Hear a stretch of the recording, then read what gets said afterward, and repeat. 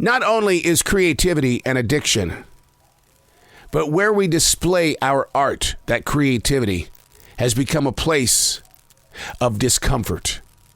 And when you can't really be yourself in that moment of now, because the creativity is your life, it is your paycheck, and yet those that are putting on display your art, your job, they're not taking care of you, it injures you, and it silences the desire to bring art forward, or your energy, your craft, your art.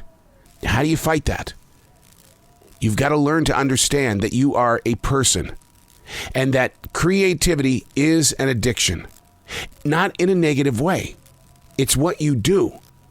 But when people abuse you, then you become silent, and that creative monster is going, so what?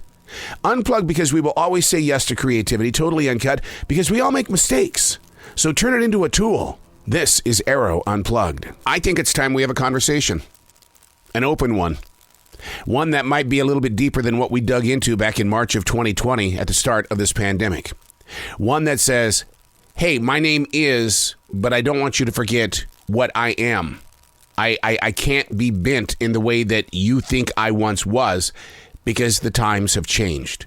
We need to have that conversation.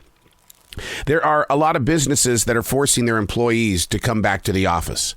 You know, you have to prove that you got the shot, or you're going to have to take a bunch of tests. I get that. I totally understand the world of business. I'm not fighting it. I don't want to protest it. All I want to do is I just want to have a conversation.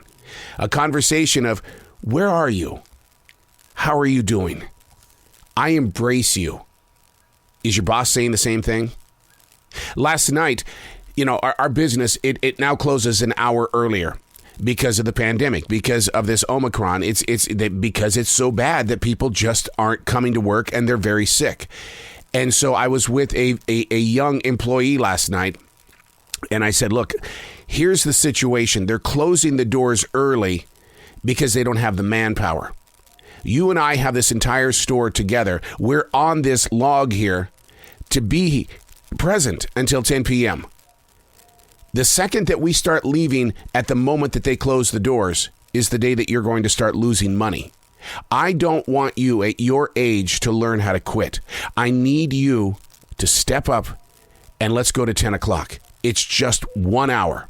But this is the way that I put it.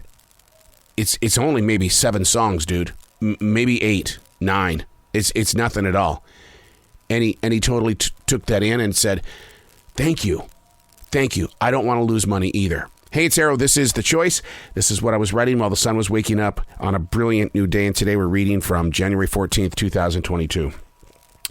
When people are physically and mentally tested, oh my God, they get edgy. It doesn't matter who's standing next to them. Expect there to be emotional missiles. See, my weakness is that I like to identify the mindset. Rather than supporting the issue at hand, the goal is to call out the negative. I do so by identifying the abusive power.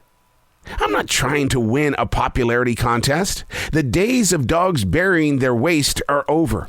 Show me anyone who isn't mentally detached from who they once were. I mean, come on.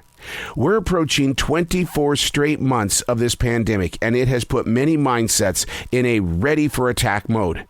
But we can't go there. Not anymore.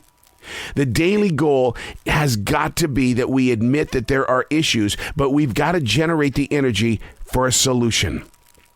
The solutions are out there, but not if the first step is an act to attack. This isn't new. Long before the lockdown, the world of business bullied their employees. To make it stop, those on top have got to find new words that aren't going to infect the morals and ethics of survivors. Make it known when you have been wronged. Whew.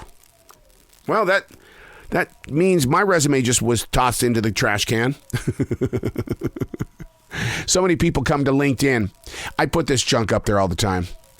And I'm sure as they look at my profile and stuff like that, they go and say, oh, let's see what he has to say. And when I talk about big business like this, where the people that are in control, the decision makers, are using words that bring injury, don't hire this guy. He's a quack. He's off his rocker. And yet all I'm saying is, can we just have a conversation? The way to bring people back to work is through trust, is through truth. It's not to enforce something because you don't believe in their idea of, well, why aren't you getting the vaccine? In reality, that's none of your business. So why can't we just have the conversation? Let's talk. Let's build up a relationship where we can have the safeties in order, the solutions in planning modes, so that we can work together and create the success that we had before the pandemic. When people are physically and mentally tested, they get edgy.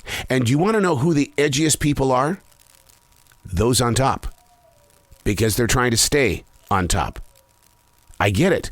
Not everybody's showing up to work. There's a lot of pressure on you. But you know what? The solution is, let's work with those who are there. Keep your words to yourself. I'm Arroe, and that's what I was writing while the sun was waking up on a brilliant new day.